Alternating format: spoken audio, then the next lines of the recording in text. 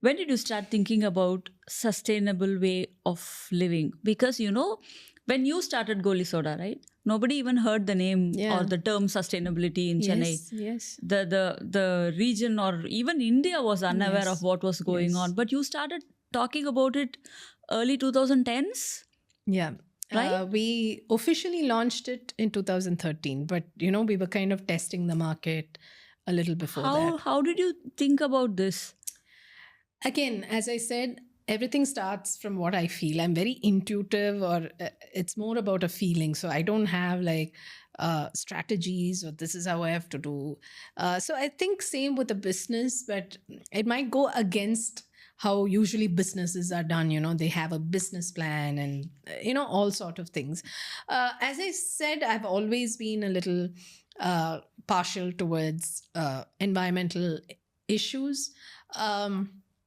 I been very, pro, animal welfare and things like that. But I thought that was just who I am. I've always had people comment, oh, she's a little crazy about these things, kind of thing. And I've kind of accepted people make comments about that. Now it's actually a very cool thing. But at that point, I was the crazy one. So every time I used to come back from my shoots, when I come back to Chennai, I see these overflowing dustbins and I'm like, ooh. And it's so um typical of us to put the blame on the government or the municipality for not taking care of it. But what struck me was the trash from my house is also going into that dustbin. So what am I doing about it? So it was a more of a personal journey that I was going through. So I was doing research on what can I use at home that is not affecting the environment, that can be zero waste. So as I was doing these research, there were little pockets of designers or NGOs or people across India that were doing some good work, but they've not had the right visibility. So I used to pick up stuff from them. And then it struck me, what if I am taking the effort to research and find these products because I'm passionate about it. But what if the store next to your house is selling these products? Then you're going to not take that much effort. It's easy for you to pick up these products. Only because the store next to you is selling these chemical based products, you're picking it up. But if it was convenient to pick up these products, why wouldn't anybody? So that's when the idea of Goli Soda started. At that point, we were initially more into quirky things and upcycled products. And in fact, we were probably the first upcycle store in South India. And people used to correct me and say, you mean recycle, right? I said, no, upcycle. And that's how naive the market was, I would say. So it took a lot of effort on our part to just educate the audience, create a community. So we used to do, because people had no clue what we were selling. They used to come and say, hey, nice idea, super idea. But they never realized that these are ideas that you can use. You can pay and buy these products. So we used to have a lot of workshops in our store. We started as a physical store with these quirky products. And that's why we even named our brand Goli Soda. We wanted something quirky because it was the time where eco-friendly meant khadi, grays, and earth shades, and you're carrying a jola pai, all those till things. date. So I wanted to tell people that being eco-friendly can be cool, So that's how this name came up, and that's the kind of products we were first having. We were having workshops around some of these concepts like home composting, terrace garden workshops. I think we're very proud to say we started the trend of, organic terrace garden in Chennai, maybe, because for almost 5 years, we were having free workshops on terrace gardening. We had small tree walks around our community. So it needn't directly mean what that product does. But we just wanted to sensitize the community on the environment around them. So we were promoting cloth pads, menstrual cloth pads, and things like that. So eventually we shifted more into personal and home care products because we felt that's when there would be more impact on the environment, because somebody will pick up a gift product today, but it's not like every day they're going to pick up or they'll come back for it. So if I wanted to make the real impact on the environment, then the change has to come on our home and personal care product. It starts from that. And that's why our tagline is also sustainability every day, because we want to make sure that from the time you wake up to the time you go back to bed, that everything that you use, we have something to offer you. So that's how our journey has been. And we started in 2013. In 2015, we started our online store, golisodastore.com. And now we are into even making our own branded products, because I felt there was some gaps in the market that other vendors couldn't make yet. So we're like, okay, let us start making these products. And it's through that we again feel that we were one of the path breakers in bringing in the trend of bamboo toothbrushes in India, coir scrubs in India. And for me, it was not about actually spotting a trend. For me, it was just, again, I think where we were discussing about documentation happens. I've been fortunate to have my roots in Kerala, where I used to go there for my holidays to visit my grandparents. So it was a small town in Kerala, and this was pre-liberalization. So I have seen people use coir for scrubbing their vessels. Or I have, when we go for bath, it has always been pluck leaves from the garden, make it into your shampoo, and wash your hair. So, so it didn't feel like I was starting a trend. I was just doing what was comfortable, but I knew not everybody will, nobody is going to use a neem stick to brush their teeth anymore. So how can you make it convenient? So we may help people make the shift without drastic change in their lifestyle. So if we are all used to using a toothbrush, let's continue to use a toothbrush. But instead of a plastic one, let's shift to a bamboo-based one.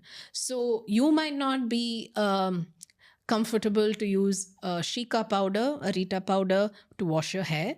Okay, we will make it into a bar format, which is more eco-friendly, uses less water, and we will make that for you. And we are also going one step ahead in terms of not just making things all natural and chemical free. We also have probiotics infused in our products that we are creating right now in our shampoo bars, shave bars, face wash bars, where these probiotics are not only good for your hair and skin, but they will work on the organic matter in your sewer system. So they will help them break down and clean your waterways. So we feel this would revolutionize the way our waterways will clean up, because India is facing a huge issue of access to clean water. And I feel it's our responsibility to take care of it. Wow. And I want to add this one, what I'm wearing on my neck was bought from your store. It's lovely. I'm so glad. It's one of my favorites as well, and it looks great on you. And it's made out of seeds. Yes. Yes. Yes, they're one of my favorite pieces as well. Yeah. And in this region, yes, in this era, we are still struggling in educating people about sustainability and sustainable lifestyle. Yes. How was it to educate people back in 2013 about sustainability? Did you face any comments back or questions that came from the masses? So yes, once or twice, yes, when we talk about things like cloth pads and people say, ooh, gee, it's unhygienic and things like that, because these big corporates have brainwashed us to believe that these plastic pads are safe for us, especially for our generation. We used to use cloth pads. So it's so it is about finally educating. So the good part is when you're having these events, and it was more in person then and not online, you're anyway having people who are curious coming along. So I feel all of us have that in us, and the curiosity or to do good, but inertia is what's stopping us. Non-familiarity is what's stopping us. It happened to me as well, because though we all know that we have to put a seed into a pot and that's when a plant will grow, when I wanted to do my first terrace garden, I was a little confused, or like the theory wasn't enough. So I actually asked a person who does terrace garden to come over and help me do the first steps and show me how it's done. And when I did that, two, three other people also came and said, "Oh, even we want to know, can we also join?" And that's how our terrace garden workshop happened over 5 years, because we all want to do, but it's inertia, the non-familiarity. So if we don't know, if we've never used a cloth pad, obviously it's something that's alien to you, right? So you have to make them familiar about these things. So in that sense, we've been lucky. Sometimes no awareness is good awareness, because right now, in some ways, yes, the market has slightly opened up. People are a lot more aware, especially post COVID. In fact, I would say COVID was one of our best in terms of business, because people started getting scared and conscious about what karma they're Mm. doing to the planet, and people had the time to make the shift into whether it was these sustainable practices and everything. But now there's a lot more awareness. In some ways, you have influencers talking about sustainability, promoting green brands. But I also feel there's a lot of greenwashing happening. So I find that now is actually a more difficult time than earlier, because it was easier to be honest then, and that was enough. Right now, we have to compete with brands that are greenwashing. So, how do we stand out as an honest brand amongst all this is actually a more difficult scenario at this point. Mm. Somebody who's very conscious about sustainable way of living, working in a film industry, I would like to know how sustainable is film industry in terms of processes, in terms of shooting. I don't think any of our industries are sustainable. It's very, very hard. I do my best, like after every shoot, if I have to pick up you know, cups which are strewn all over, or ensure in my own production at least we don't serve too much plastic packaged water and things like that. But it's a ecosystem, and it's very tough, and it's not just film industry, it's any industry. It's very difficult to be 100% eco sustainable. Even as humans or at home, it's very hard to be zero waste, you know. I know there are many influencers doing it, but it either they are again greenwashing, or they are living in a forest. Because as long as you're living in a city, you have a decent livelihood, you have a job, it's very hard to be 100% sustainable. So I always tell people who want to make the shift, don't just immediately jump into thinking, oh, I want to be zero waste, or I want to be 100% sustainable. You're going to lose your peace. You're not going to sleep at night. It has happened to me. I would say that every step you take is a step towards sustainability.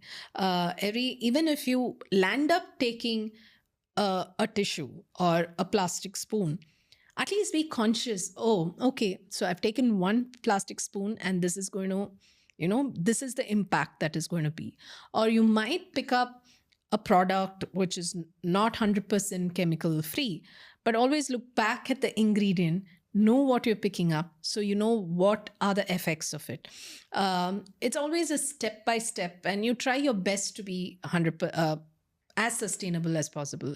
And I always believe that rather than crying and shouting or forcing certain habits on others, the best way is for you to just be the example, and people will follow. Because these are experiences I've had in my own family. We've gone out for dinners, and everybody, earlier I used to say, no plastic water, why are you picking up a plastic bottle, you know the impact. And then they'll say, she's crazy or whatever, she's always she started. So now what I do is we'll all go out, and everybody will ask for their plastic packaged water. I will just say, give me tap water, that's fine. And with 2 3 such dinners, after some time they realize, okay, we'll also ask for tap water. So sometimes it's best to be a role model than rather than picking up a fight with the other person and forcing it. When you force somebody to be something or do something, it's not going to have a lasting impact. It has to come within. And as you said, it's not going to be helpful for your peace of mind or mental Oh, health. yeah, very much. Thank you so much, Shruti. It was a wonderful conversation. And who knew that we'll be meeting in Dubai, having this I'm conversation? so glad we got to do this. Thank you for calling me here. We should do this often. Huh? Yeah, we should. Maybe you should have one set of thing happening in Chennai as well. Yeah, why not? Yeah. Thank you so much, Shruti. Thanks a lot. Thank you. See ya. Thank you. Bye-bye. Bye.